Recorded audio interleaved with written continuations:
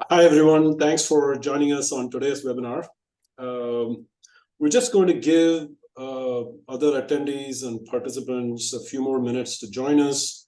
So while we wait, let's just take a moment to get familiar with the platform. You can find the chat box or the question box. Please pop in your questions, and it's usually down at the bottom, and we'll address those as we get going. So in the meantime, let's just give everybody maybe another minute or so before we get started again.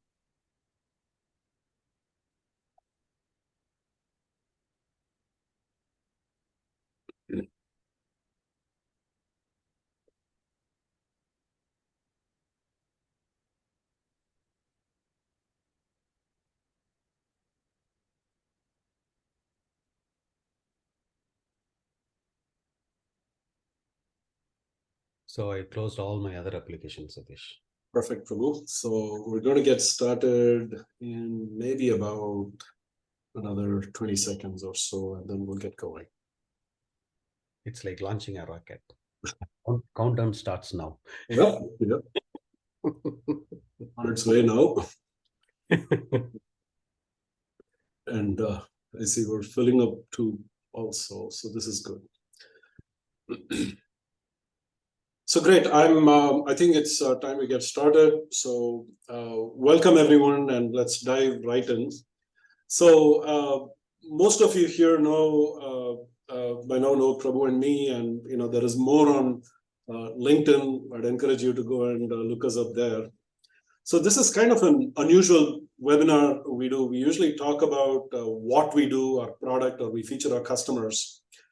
And this is the first time we're actually not talking so much about the what, but about the why behind Connixt. The question of why we do what we do, and we want to sort of talk through the DNA of Connixt. You'll hear that word, quite a few times here. So, talking of DNA, first, hey Prabhu, we've known each other. I hate to say this, since the turn of the century. So, 23 years is a long time in enterprise software. So Prabhu, please, if you can speak a few words, and then we'll get going. Sure. Thanks, Satish. In fact, we both are mechanical engineers.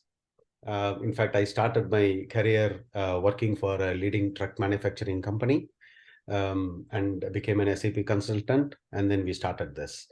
One thing in common between both of us, right? Myself and Satish. We are engineers, and curiosity that was always been there with us. Satish, what do you say? I entirely agree. I think engineering, technology, and I guess the curiosity about what else can be done. I also like to say that the one other thing that is common, which a lot of our customers have heard too, is I think we both enjoy the smell of diesel oil and workshop. Yeah. What it is worth, yeah, that's one of the things that actually. Very true. Very true. So a little bit about the origin, and in fact, there is a whole blog Prabhu and I wrote about a year ago, on the origins of Connixt. I mean, we wrote an origin story. Satish, we should have taken a picture of that Starbucks, the Starbucks where we met first. Yeah. It is there in the blog, by the way. Okay. Nice. Okay. Still up and running. But I think the core idea here is being smarter, simpler, and faster. I mean, this is really what we focused on, and we've tried to stay true to that. A little bit of context here. So our background, Prabhu and I first came together at a company that I was a co-founder of, and Prabhu was one of the founding employees. And our prior experience was all in the client-server world. That company was based on that. And I still remember one of our Fortune 500 customers was migrating our application to a new environment. And our product in the previous company was running across 32 servers, and it had gone through a years-long deployment, a lot of testing and training. And I think the goal really was to see if there is a better way to do this, if there's kind of a different way to actually do this whole thing. So Prabhu, you want to add a little bit more context? Yeah, sure. In fact, we knew what that was a good experience that we had with our previous product. So see, there were some main key aspects we discussed. In fact, sitting at that Starbucks, we discussed these things. To start with, we wanted a product that is simpler, smarter, faster. So that we emphasized on. And also cost to customer should be low, because we faced so many occasions where the customer has to, invest a lot of time from his side, from their side, to adapt a product. So we want to make sure the cost to customer is low. And also we want to extend and augment their existing environment, like coexist, right? Non-invasive kind of a solution where, again, the resistance is less, adoption is more. At the same time, it should add value. If in fact, all through the discussions, you will see we emphasize on adding value. If there is no value add, we don't get into it. And also when it comes to, again, deployment, we wanted it to be a rapid deployment. And on an ongoing basis, we want to have less touch points on points of failures. And also, last but not the least, right from the beginning, we wanted our product to be configurable and generic and ERP agnostic. So that, again, it goes back to coexist, extend, and augment.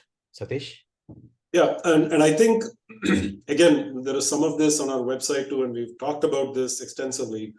What we really did was to break the idea that enterprise software is slow and hard to deploy. It always ends up over budget. And most important of all, no one likes what they get at the end of it, and certainly not the end users. So we truly wanted to build something that was system agnostic, that could work with any backend system. And we'll talk a little bit more about feature functionality and design approach and all of that. But this is sort of where we started out, right? I mean, I think somewhere in our website, we even say, it doesn't have to be an open checkbook when you do an enterprise deployment. Yep. So I want to talk a little bit about the opportunity we saw back then. So early 2010s, those of you that can rewind, it was all about social media, consumer apps, and the goal really was to see it was all consumer. Prabhu and I, back at that Starbucks, we saw an opportunity in B2B. We really were looking to see that, to figure out how cloud and mobile could impact enterprise applications. So that's really the core of DNA, right? The DNA of this of the Connixt product, the Connixt environment, and as a business has been, this is truly how do we adapt cloud and mobile into this into the enterprise model. So that really has been our focus, and I'll keep going back to this concept of DNA over and over again. Prabhu, if you can talk a little bit more to that here. Yeah, in fact, the last one, right? Software that users love. We are sincere to that. In fact, you can go and talk to our customers even today, end users who love our product. So truly make the life of the end user to be easier, not basically complicating his existing process. Also, we made sure that the app is simple enough, and the solution, I should not even say app, the solution is simple enough where it should not even require a complicated user manual, right? So it should be so easy and straightforward. We'll touch upon that little later. But again, we want the app to be, again, going back to simpler, smarter, faster. Satish? Yeah, exactly. And in fact, one of my favorite bylines is always that we never need user manuals for any of the other consumer apps we use, right? I mean, we download an app to book, for movie tickets or whatever else we do. We never need an app. So why should it be any different? Why should it be any harder for the same user when they start doing something in the enterprise world? And the other thing I always like to say, of all the feedback we've had over the years, not a single end user, not a single customer has ever come back and complained to us that, hey, this software is too easy to use, make it harder. So I mean, this really has been part of what has driven us. So which kind of leads us to what are the guiding principles. And I'm actually proud of one thing. Prabhu and I truly actually believe in this, and we're actually going to know more and see some of these things as we go forward. We laid these back down in 2015 when we started Connixt. I'm proud to say, we follow this to this day, and we haven't really changed any of this. A couple of things I'll talk to, and then Prabhu can talk to some of the others. One, if we can't add value, we will walk away respectfully from any customer situation. And the goal really here is that we don't want to go somewhere And especially as a young company, it is tempting to take money to do things that are not part of our core product, and we don't do that.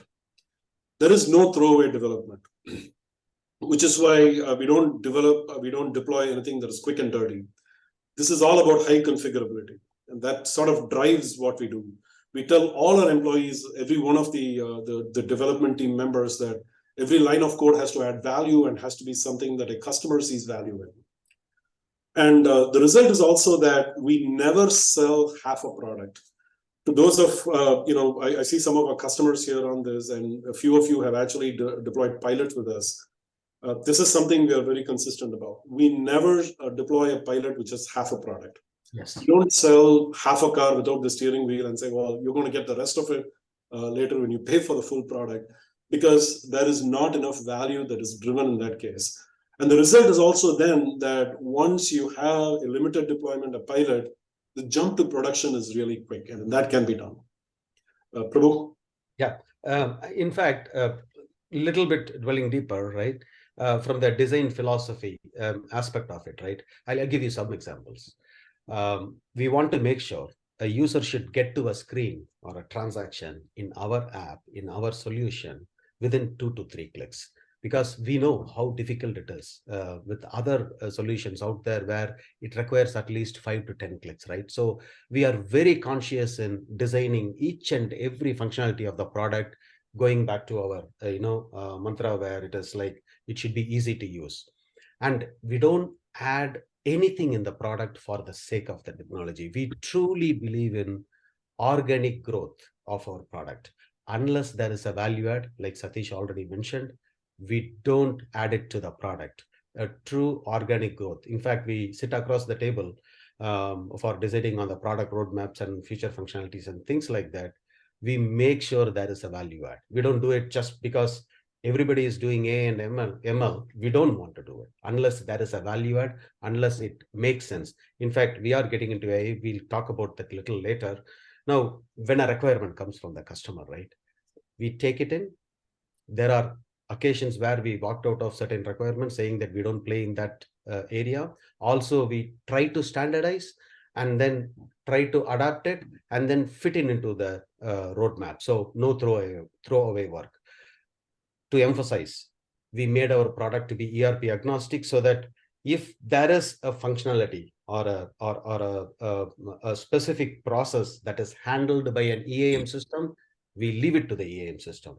So just to reemphasize, which Satish already told, no value add, we don't add it to the product. No throwaway work. We are true to that specific thing where, in fact, being a startup company and all those things, right? We don't want to do throwaway work.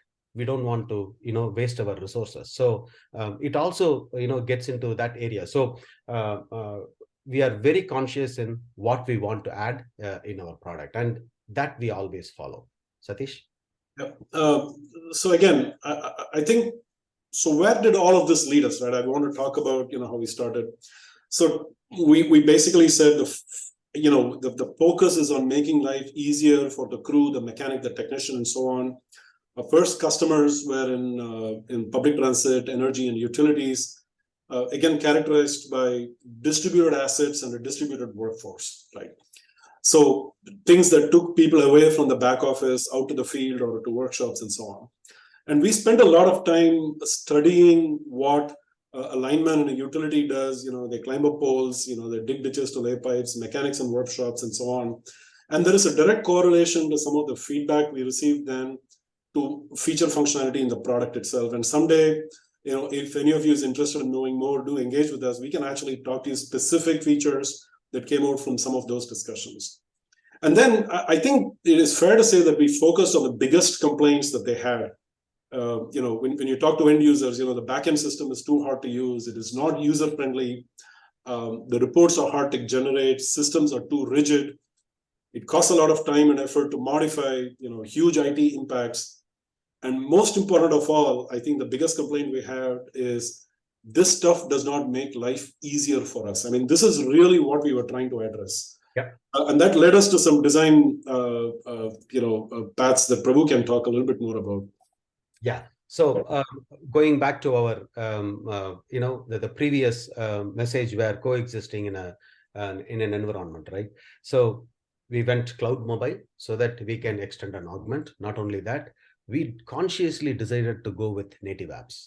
When I say native apps, our mobile application is not a hybrid version using HTML5, and so that it can adapt to Android and iOS.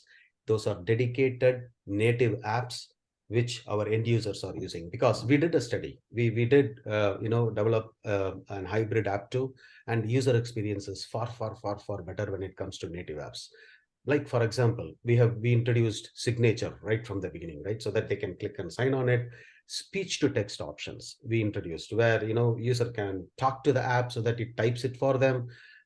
Uploading images with annotation, and then basically having open APIs, integration with external systems and things like that, right? And mapping software. All these things requires our application to go out and then come back in. So that seamless transfer between layers was made possible by native apps. So even though, in fact, that put a little bit overhead on our side, we want to make sure the user experience is far better. Last but not the least, we also, right from the beginning, made sure that the product and the platform is scalable, and we have proven it by adding customers. We don't add resources. That's the key aspect, and that helped us a lot in many occasions. So a truly scalable platform with native apps. Satish? So again, this leads us back to that phrase that I keep using, DNA, right? So the core really here is this: make it ridiculously easy for businesses to digitize their processes, no matter how complex and whatever be their backend system. And we designed with the end user in mind, and we really talked about what their experience had to be. And to be frank, we said, that the integration, the technology, the integration of the backend system, that's the easy part, which we leave to brilliant folks like Prabu and his team. So to paraphrase something we've all heard before, right? For your back office and the boardrooms, you have your ERP and EAM systems. For everything else, there's us. So this is really how I looked at it. Yeah. Satish, that's a good way of putting it. That's good. Yeah. Inspiring.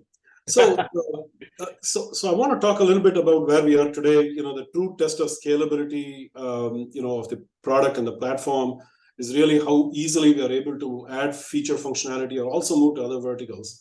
So our products have found use within all levels of the organization today, above and beyond the crew. For example, we go to safety and compliance. Sustainability is a big part of what some of our customers are focused on.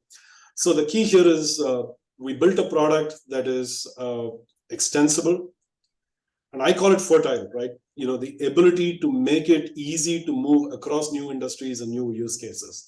For instance, if you look at oil and gas, the biggest challenges there relate to lack of visibility in the field where there is no connectivity. We already support the offline mode and out of the box, and therefore it becomes easier to adapt and implement. Same goes for reporting and dashboards and new mandates and other required reporting. Prabhu, perhaps you can talk a little bit about some of the features too. Yeah, that was also a key aspect, right? That's a good thing where you mentioned it, Satish. We introduced a web version of the product. In fact, we had the website right from the beginning, but we kind of tuned it in such a way that managers and supervisors can use our product to generate reports, basically analytics and reporting, and approval processes, and creating the field data using the website and things like that. And we introduced offline mode. And we are talking about the present, right? Because we had the app, it was all running fine, which satisfied our customers, and we learned from from our end users, and we started introducing multilingual capabilities, uploading audio files, video files, geotagging any reports, and adding work instructions. This goes back to usability of the product, right? When a user uses our solution, they don't need to carry a user manual of the maintenance task. I'm talking about the maintenance tasks work instruction, not the apps in the work instruction. So again, we started introducing those and making, again, the end user's life as easy as possible. We also introduced a new module, which was a request from one of our customers, it goes back to our organic growth, where we made sure that it fits in our vision of this product, and we introduced warehouse management and parts management, right? Warehouse and parts, basically. We can simplify it that way, because see, our app was doing maintenance, and then the customer's requirement was, hey, I want to track my parts usage. We thought, okay, good. We were also having plans to get into warehouse management as part of our product roadmap. So we brought it in, we introduced a new module with handling basically the inventory. So we introduced that too. And all along, we expanded our footprint in such a way that build enough APIs out there so that we not only can generate reports with the data what we have, we can also expose the data based on customers' need so that they can consume the data and then do whatever they want to do on their side. So a true open architecture started blooming with our product growth. Satish? So just a little bit towards looking at where we are, in the future. So we're moving towards other verticals and other geographies while continuing to expand where we are. And again, the key here is distributed assets or heavy assets, or movable assets in the field, or where the work is done in the field, or some combination thereof. Additionally, we are adopting some of the same principles of ease of use, ridiculously easy deployment, to also fill in gaps in backend system functionality. So this is sort of core to where we are, and you will see more announcements as we go forward into some of the other verticals we're working in. In fact, just to add, when getting into other verticals, right? For us, the jump is kind of little easier because, like I mentioned earlier, we made the product to be a truly configurable product, and it can adapt. In the sense where, in fact, you guys can request for a demo. We can get into the product itself. But since the product is configurable based on the customer's need, jumping to these additional verticals is kind of easier for us. Of course, we have to spend some time on the processes and things like that. But from the technology side, we made it configurable. Not only that, when it comes to future, right? We started integrating with additional EAM systems. We expanded our footprint with the IoT devices, which is basically the telematic devices, right? Out of the box, we support Geotab, Samsara, and GoMotive. And all these additional systems that we connect helps us in automating the maintenance, and which organically led us into AI-based true automation when it comes to maintenance. That is our target. And because, we want our solution not only to, perform their maintenance tasks on a regular basis, we also want it to decide or give suggestions to the user, to the customer, based on how the equipment or the asset is used or utilized, right? So we want to bring in parts ordering as part of our AI offering, where it can automatically order parts based on the consumption pattern, based on the reorder points. Also do some proactive and predictive maintenance based on, again, how the equipment, or say, for example, truck, right? How many miles it runs on any given month, and you can extrapolate things. So things like that we have started building into our product, so that pretty soon, again, like Satish mentioned, you'll be hearing about our iBot and all those things. But we are building an AI framework where it will help our customers to decide or give suggestions, because again, end of the day, it's a system, right? So it will give suggestions to the customer so that he or she can go ahead and take a informed decision. Satish? I think, again, it goes back to that phrase, and Prabhu pretty much owns that phrase in Connixt, which is, organic development or organic growth for the product. A quick word on partnerships. I mean, this is a select set of partnerships. Satish, before you go there, one thing Yes. I missed in the previous one, in fact, I was talking about, AI, and I got carried away. So we are also introducing our new modules, which is procurement and scheduling. It's already in works in the sense where design is in place. So we will be introducing modules related to, again, it goes back to parts ordering, procurement and scheduling. Go ahead, Satish, sorry. So to those attending here and others, there will be more announcements, and we Yes. hope to do a couple of more of these on each of these areas as we go forward. So a quick word about the partnerships we have. These are a few, that span enterprise applications, IoT, sensors, telematics, and so on. And the key here, again, it goes back to something Prabhu talked about, which is resources, right? So we're not doing partnerships for the sake of press releases and announcements. Yeah. In more or less in each of these cases, we have customers that have actually gained because of these partnerships. So to us, truly the measure of success again in these partnerships has been, is this a win-win for the customers? And we've done our best to stay true to that, because there are some partnerships, all it takes is throwing some resources and you can get it done. But we've actually done it based on actual customer cases and requirements. So what does all of this mean, right? I mean, the end of the day, as we sort of went towards the end, and I'm already seeing some questions pop up. If there's any questions, please add to this. I think the core question we seek to answer here at Connixt is, are we making life easier for the technician, for the mechanic, for the end user? Yeah. To us, the technology is great. As I said, there are brilliant folks, that starts with Prabhu and his team that work on the technology and make it work. That's never in doubt. For us, always the true measure is in adoption rates. And what that simply means is that high adoption rate is simply a proxy for this is something that the end users find easy to use. It does make life easy for them. They don't need to become technology experts to start using our product. All the things, all the complaints that they might have about enterprise applications or anything else on their day-to-day basis, that is what we try to address. So really it goes back to high adoption rates, and we keep sort of going back to this over and over again with all of our applications. Prabhu, do you want to sort of add anything to this before? No, we pretty much covered, Satish. We want to make the end user's life easy. It's as simple as that. So I think pretty much. So again, it goes back to DNA and what we talk about, all the time here at Connixt. Yeah. So that sort of brings us to Q&A. And again, we already have a few here. We probably have just a couple of minutes to address some. If there's anything else, please do drop these in. So let me read the first one. Isn't going with native apps bigger overhead? Isn't it simpler to use hybrid or HTML5? So clearly someone that is from the technology aspect of all of this. So Prabhu, why don't you address this, please? Sure. That's a good one.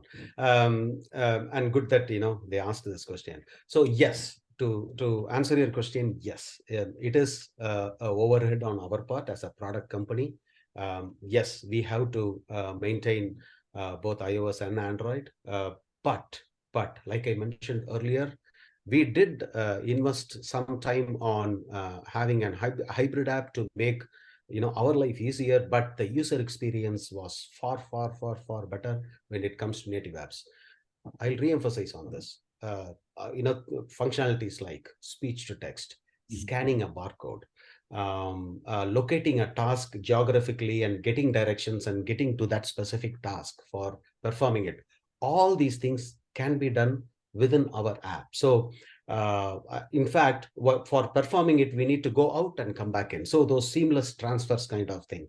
And when you click on a button, you want that button to be, moving to the next step in the process, right? So each and everything was measured, and we clearly found out that native apps is the way to go. And even though it was additional overhead for us, we went with native apps. So it was a conscious decision that we took. Great. I really can't add much to that. I mean, it's a clearly long discussions, things that we have actually discussed in the past. So great. Here's a second question. I see a couple of raised hands. It'd be great if you can pop your question into the Q&A. If you could, that would be fantastic. So this question is, why Connixt? Why not incumbent enterprise vendors' mobile apps? So let me take this one first. And again, this is a question we frequently encounter. when we go out there, and I usually point to 3 core great reasons, and there's a 4th one that is not so flippant, and I'll come to that last, but the 3 big ones. We really don't have to know who your incumbent enterprise system vendor is, who your ERP or EAM provider is. We don't have to know who it is. We don't even have to go and look at their feature functionality matrix, nothing. But without knowing any of that, what we can tell you today is that from the perspective of total cost of ownership, ease of deployment, user adoption rates, which again, if you remember, I said is a proxy for will your users be able to use this? Will they adapt this as much as you would like to? On all of those counts, we stand head and shoulders above whatever incumbent enterprise vendor application you look at. No question about it. Anything you point to, head and shoulders, we are above that, and that's something we are proud of. The second aspect I do want to point to is this. One, we have really said that if let's say you use incumbent, enterprise system A, and they provide a mobile application, so that actually integrates really well with their own mobile app. What if their own enterprise system? What if you have a different financial accounting system? Will the mobile app vendor, mobile app from the first vendor actually integrate with the second one? The answer is typically no. If I were them, I wouldn't really accommodate that, right? So we do have customers who track their maintenance on one side, and then we have other customers who use financial and accounting on the other side. So we are actually able to integrate with more than one system as they migrate, as they upgrade, as they do all of these things. I think these things sort of become more evident that we are not just one-trick pony that I think can do a lot more than just be this one thing. And the third and most important of all, you deserve choice as a customer. You don't want to go to the one mobile app that your one vendor shows and assume that this is the best that we actually have here. So I think this is really critical that you understand. Evaluate us. Take a look at what we do. Take a look at what somebody else does. Yeah. We're happy to submit to that. Prabhu, do you want to add to this? Because I know we've talked a lot about this. Yeah, but just a quick couple items, right? Which you already mentioned, Satish, but user experience, highly configurable, open architecture. We can do more than what an EAM can do. It's like, again, extending and augmenting, right? So we can fill the gap. And that we achieve it by having a configurable product. And when it comes to user experience, native apps plays a vital role there. So we are pretty confident that our app is more, or our solution is more user-friendly. Satish? Yeah. And the last one, and I said this is a bit flippant, but this is true. Including in the previous company, Prabhu and I were associated in, right? This is a typical question that comes from prospects, from folks that are evaluating us. They say, well, hey, our ERP EAM system vendor is this billion-dollar corporation. Why would we ever want to buy something from a small company like yours? And I usually say this, and those of you that are my customers have probably heard me say this here. And Prabhu and I are proud to actually offer our cell numbers on our business cards to all our customers. Yeah. And I usually say this, that, hey, absolutely, we are a much younger company, a much smaller company than your ERP vendor. What I would like for you to do is, here are our cell numbers. Do go and find out if you can actually get the cell numbers of the founders of any of those companies. If you'll even be able to get a minute of their time to actually talk to you. This is really, as I said, it's only semi-flippant. What I'm saying here is that our commitment to the customer success is high. This is something that we believe in very strongly. And you remember we talked about the guiding principles, and all those have not changed for us over the last 8 years, and I don't think they're going to change as we go forward. So this is, I think one of the key aspects that drives us. Customer delight is what we are actually aiming for, and we don't frame those guiding values and put them on any of our offices, any of our rooms, but we believe in those very strongly. I do have a couple of other things. Well, this is very nice. Let me read out, the This is from one of our customers, Steve Hughes from Fluke. I'm going to read this out verbatim. I did not have a question, but wanted to say to any of the potential customers on this presentation that from a user perspective, our technicians have found it very easy to use with no issue whatsoever. Stephen, thank you so much. This means a lot. Yes, it does. It does. I do want to go back to this where we started this webinar, right? We are trying to address why we do what we do. Yeah. And I think this is one of the big reasons why we do what we do. Yeah. This truly to us means something, and we have customers that do testimonials for us and all this. Stephen, truly appreciate you joining us here and coming in here. Hey, I had one other last question, and then we'll wrap up with this. How did you land your first customer? That's usually the hardest one. So I think, no question, I think it is one of the hardest ones actually to actually focus on. I want to say that when we did land our first customer, and there are some details, I can't go into in specifics right now. But the one thing that we did have going for us when Prabhu and I did our first round of presentations to that customer, we've had customers from the first quarter of our business. Yes. We've never had a time when we did not have customers. So from day one, we had customers. I want to say every succeeding day we are the biggest we've ever been, compared to the previous day. So again, thanks to our customers and to our team. Yeah. I think more than the PowerPoint, more than the presentation we did, I think they understood the vision of what we were setting out to do. Besides that, we also did have a rock solid background in enterprise applications, enterprise software. Very true. So I have nothing against high school kids, but at least the customers understood we were not a couple of high school kids trying to build a mobile app. A mobile app really is not the most difficult part of what we do. Creating mobile applications or digitizing a form is not what we do. But understanding the enterprise process, understanding the nuances of what goes on after the app is deployed, the processes you follow, the backend systems. We were fortunate that we had a couple of really outstanding customers who understood our vision, who had the faith in us that we would deliver, and we did. I mean, that's sort of I know it doesn't give a perfect answer, but I think that's as good as any. Prabhu, anything else you want to add to that? No, you pretty much covered it, Satish. Thanks to all our customers, that we should say. Yes. So again, I know we do have a few more questions. I promise you we will get back to you in some detail on these, or feel free to reach out to us through the web or anywhere else, or on LinkedIn. Please, happy to address. And Satish, before you, Steve, yes. Thanks, Steve. Thank you very much. I'll call you. Thank you. Yes, of course. So again, thank you all for your participation today. This was fun for Prabhu and me. I mean, this is.